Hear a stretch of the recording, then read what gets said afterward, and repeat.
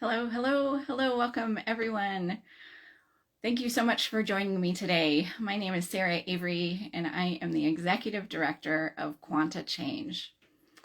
So, did you see the title of my video today and think, what in the heck is she talking about? People treat you how you feel.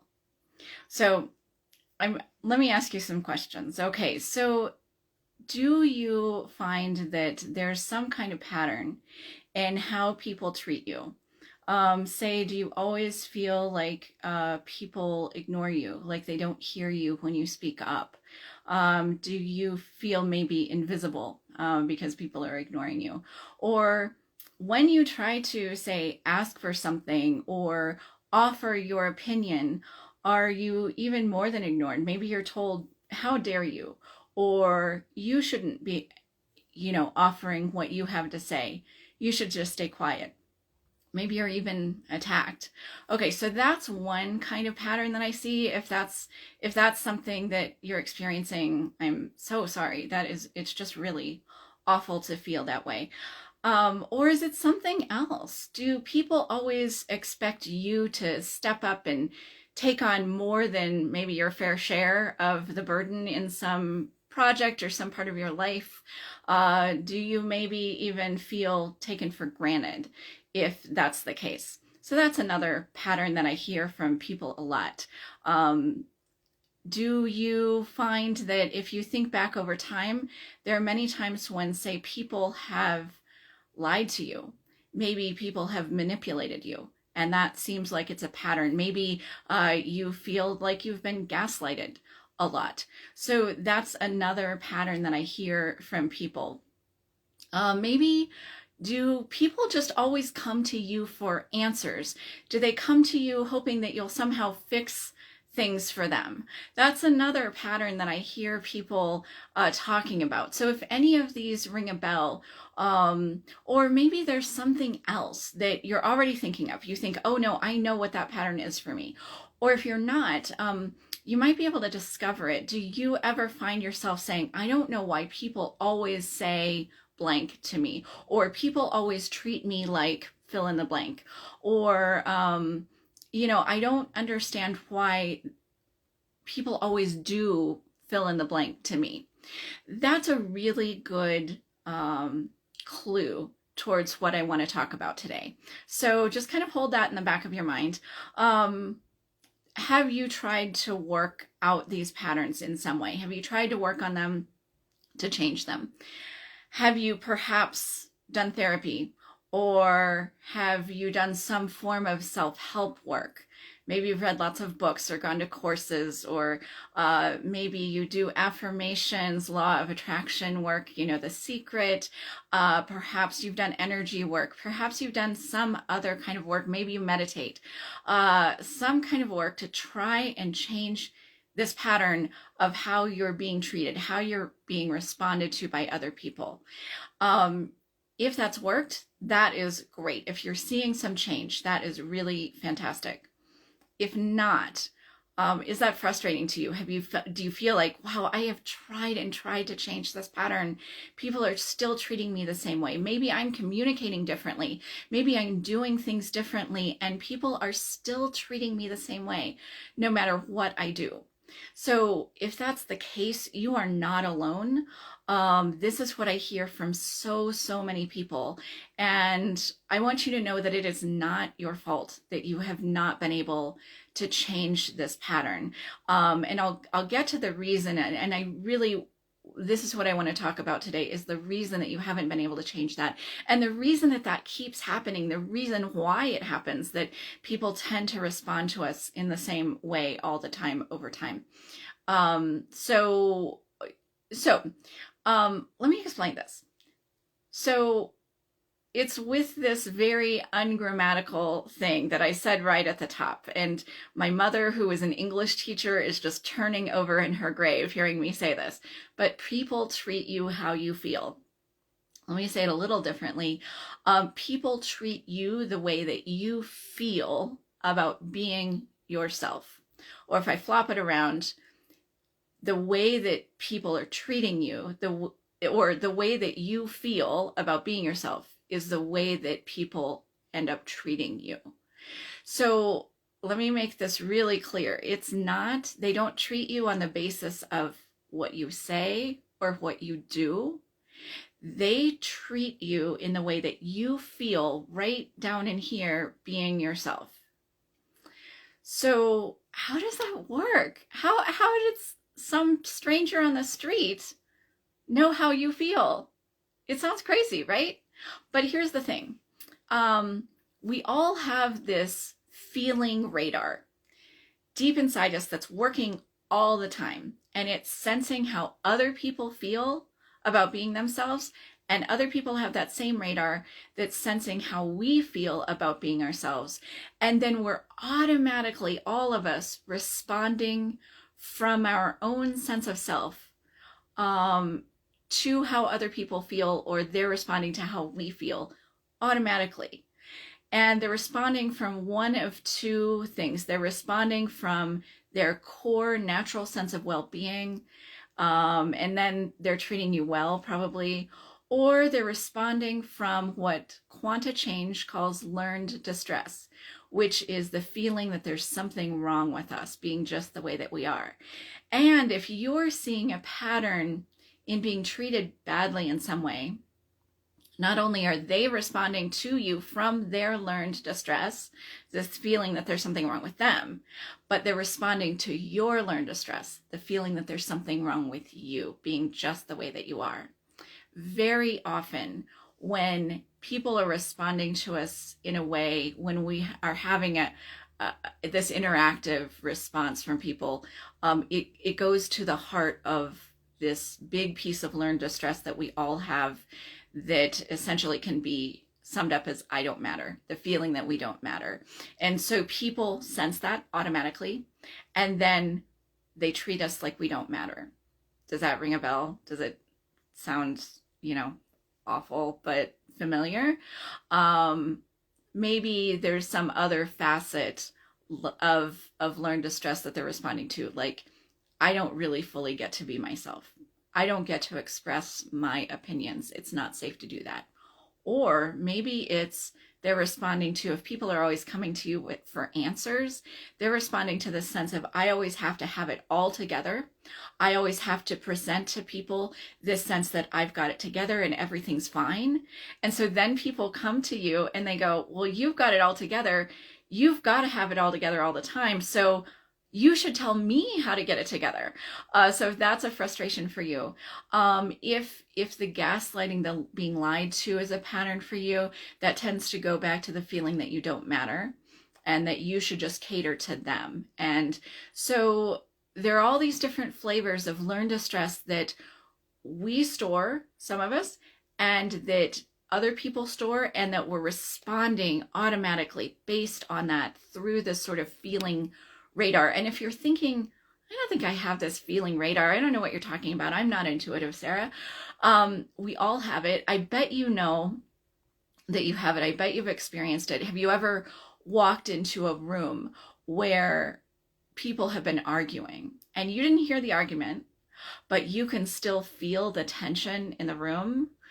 Yeah, that's the feeling radar working. Or have you ever experienced someone who you think they're behaving perfectly well? There's nothing wrong at all with their behavior. It's normal. It seems like reasonable. And yet you're somehow really irritated and you wish they'd shut up. That is probably your feeling radar working and picking up some of their I don't matter. And so that happens to me sometimes, and I think, wait a second, and then I realize, oh, I'm picking up their feeling that they don't matter. I try not to act on that if I am aware of it.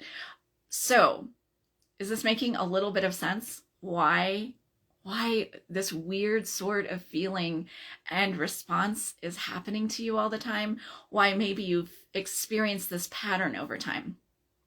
So, okay, what do we do about this? Is there something to do about it? Well, the good news is there is, because this is a function of your learned distress. If you see this pattern happening, this is a function of your learned distress.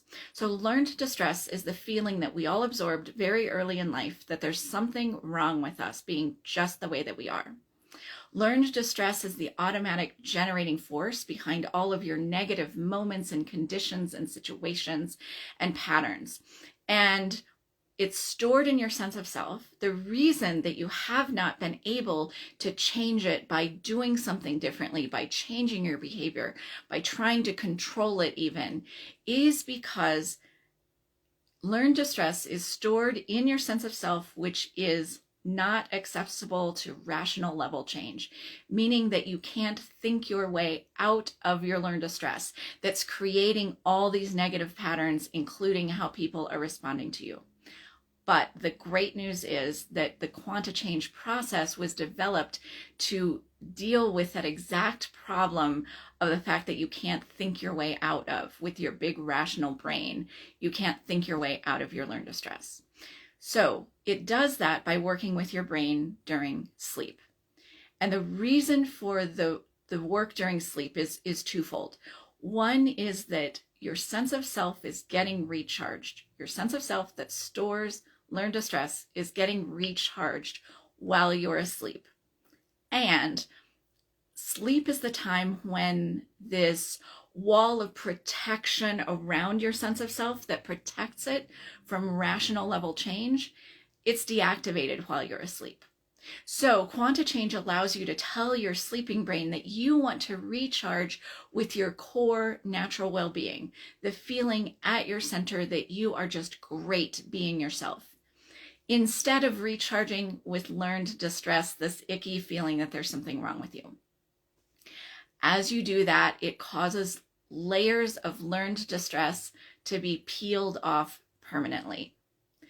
So as you can guess, as layers of learned distress are peeled off permanently, your well-being expands to take the place that that learned distress was sitting. You feel better. You experience life working better and more easily. And you're changing the balance. You're changing how much learned distress versus well-being people can sense from you with their feeling radar. The more and more well-being, the more and more of the feeling that you are just great being yourself that other people sense with their feeling radar automatically, the more they treat you like you matter, like you're worthy, like you deserve to be here and have something to say in the world. Or the more they treat you like, hey, you have your life, you get to live it, you're not here to help me out with taking off the load for me or telling me what to do. So let me give you a couple of examples of that. One favorite example I have is a woman who we were working for her on the feeling that she didn't matter. Again, can you relate to that feeling of not mattering? If so, I'm so sorry, but it's something we all share. You're not alone there. So she was working on that feeling, and she said, okay, I know that I'm going to feel better. I'm going to feel more like I matter, Sarah. But, my ex-husband and his new wife, I mean, they're not going to treat me any differently. They'd have a lot of interactions because they had a young adult special needs son. And she said they're just not going to change how they treat me. So then she came back to our next section and she said, I don't know what happened, but something changed because my ex-husband, he's never been that nice to me in the last 2 weeks like he has been. Even when we were married, he wasn't this nice to me. I don't know what happened. And then she said, the most amazing thing happened. I got an email from his wife today gushing about how I handle our son and wanting pointers from me about how she can be better with our son. Sarah, these are miracles. That's the word she used. These are miracles. So can you imagine in your life that there's someone who maybe it's a family member, maybe it's a boss, maybe it's someone you've known for a long time, who just you think, this person will never treat me differently. I know. I have seen so many times someone said exactly that, and then that person actually started to respond differently to them because they had unlearned the learned distress that person was responding to from their feeling radar. So there's hope, even if you have someone in your life who you feel there is just no way I'm going to ever see different behavior from them. Let me give you one more example. I have a client who, she and her husband have 4 kids, and she is a full-time stay-at-home mom, managing the schedule and the needs of 4 growing children who range in age from about 6 to 14. And it's, you moms know, it's an absolute full-time job. And so her husband's wonderful to her, but it was like her efforts around the kids were just kind of invisible to him. He kept wondering, well, what are you doing with yourself all day? I mean, I don't understand why the house can't be cleaner. And she was really frustrated by this. You know, she's working, she's running nonstop to keep 4 kids going, and the laundry of 4 kids, and the food for 4 kids, all of it. You moms, you know how much work it is. And she was really frustrated. She thought, why can't my husband see how much work this is? And why is he just worried about why the house isn't perfectly clean? So she was starting to work on being able, to more openly share who she was. One of the things that learned distress does is it can really make us invisible. It's sort of like putting on an invisibility cloak with a sound shield. So it makes us invisible. It makes us silent to other people. So it feels like we're jumping up and down, waving our arms, yelling, hey, here I am. Here's who I am. Here's what I'm doing. And they can't see us or hear us. Learned distress is really good at putting on that invisibility cloak.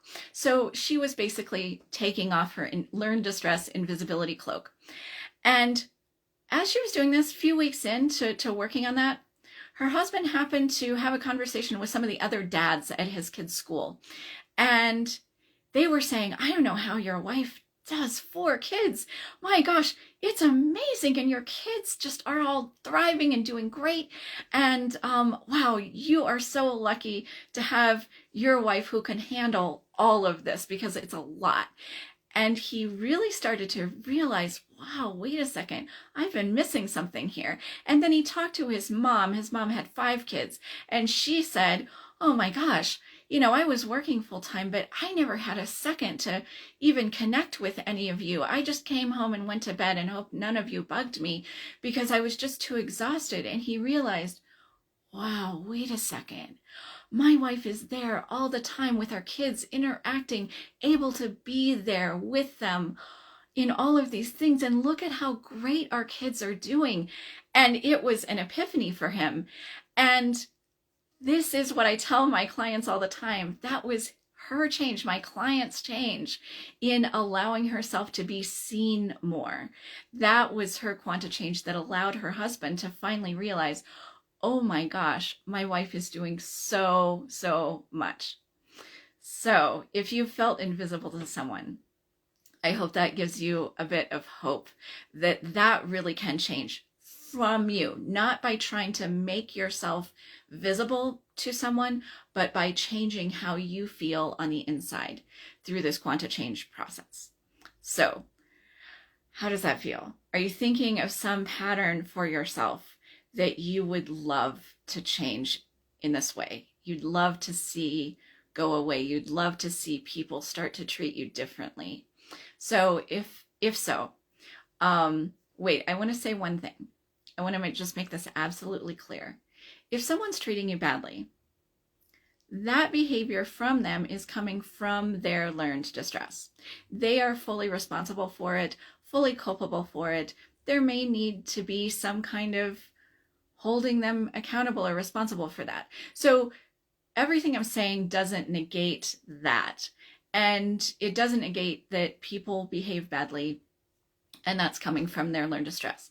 But if you see a pattern in how people treat you and many different people over time, then that really points to that coming from your learned distress. And that's something that you can do something about, because you can peel off layers of learned distress permanently. So the way that you do that, the first step that you take in order to do that, is to find out which of the 6 patterns of learned distress you have. So these 6 are called the idealist, the optimist, the perfectionist, the caregiver, the defeatist, and the dictator. Sometimes that one's called benevolent dictator. So the reason that you want to find out which of these patterns you have is so that you can learn what learned distress you're going to peel off, so that you can feel better, so that your life can work better, so that your relationships get better. It's not so that you can just sort of dwell on it, examine it, figure out how to control it. It's really to find out what you're going to be unlearning.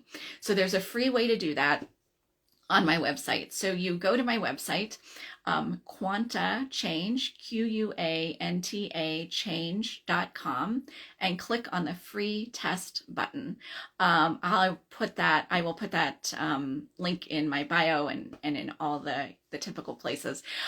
So when you click on that button, you're going to be taking a free, in-depth, scientifically validated personality test that measures your learned distress, how you've been surviving with it, and I am going to graph that and send you a free report that shows you that pattern, that shows you how you've been surviving with learned distress, and shows you how your life might change, how you might feel better, how your life might work better by peeling off some layers of learned distress, which allows you to uncover your uniqueness, your core well-being, which is unique to you in the world, which is what you're here to express and experience and enjoy. So if that sounds helpful, I hope that you'll go to my website, again, Quanta, Quanta, change.com, and click on the free test button. I hope this has demystified some things for you today. I hope that you're feeling some hope that things really can change if there's some kind of frustrating pattern that you've been dealing with. And thank you so much for joining me. And I hope that you'll come back next week and join me on Friday for another video where I explain another way in which Quanta Change really can help you feel good being you. Thank you so much. Bye-bye.